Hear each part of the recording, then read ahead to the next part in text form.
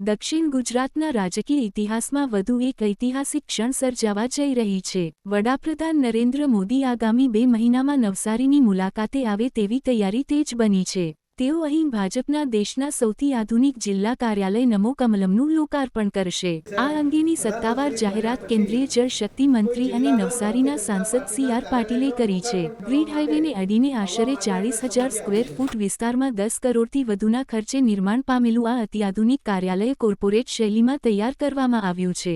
AI technology, high speed internet, વિશાળ auditorium, આધુનિક conference hall તેમજ પક્ષના પદાધિકારીઓ માટે અલગ અલગ કેબિન્સ જેવી હાઈટેક સુવિધાઓથી સજ્જ આ કાર્યાલયને દેશનું આદર્શ જિલ્લા ભાજપ કાર્યાલય માનવામાં આવી રહ્યું છે।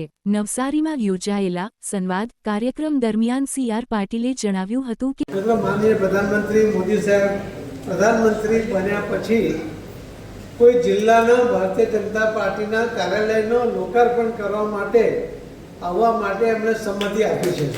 પ્રધાનમંત્રી બન્યા બાદ પ્રથમ વખત કોઈ જિલ્લા કક્ષાના ભાજપ કાર્યાલયનું લોકાર્પણ કરવા પીએમ મોદી આવી રહ્યા છે, જેના કારણે આ પ્રસંગને ઐતિહાસિક માનવામાં આવી રહ્યો છે। સી.આર. પાટીલના જણાવ્યા મુજબ કદમાં ભલે આ કાર્યાલય વિશ્વના અન્ય કાર્યાલયોથી નાનું હોય, પરંતુ તેની ગુણવત્તા, ડિઝાઇન અને આધુનિક સુવિધાઓ તેને દેશનું સર્વશ્રેષ્ઠ જિલ્લા કાર્યાલય બનાવે છે। વર્ષ 2024માં ખાતમુહૂર્ત બાદ માત્ર પોણા 2 વર્ષના ટૂંકા ગાળામાં આ ભવ્ય કાર્યાલય તૈયાર કરવામાં આવ્યું છે।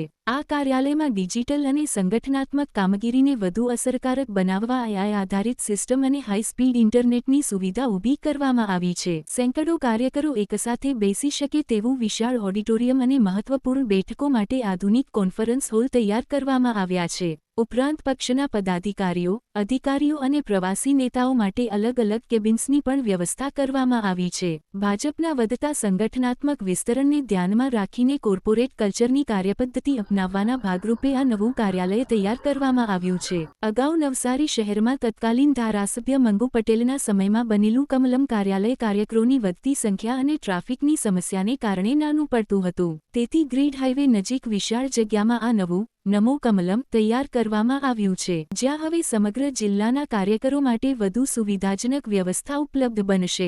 બીજી તરફ વડાપ્રધાનના સંભવિત પ્રવાસને લઈને વહીવટી અને રાજકીય સ્તરે પણ ગતિવિધિઓ તેજ બની ગઈ છે। કાર્યક્રમની પૂર્વ તૈયારીઓ માટે કેન્દ્રીય મંત્રી સી.આર. પાટીલની અધ્યક્ષતામાં ઉચ્ચ સ્તરીય આયોજન બેઠક યોજાઈ હતી।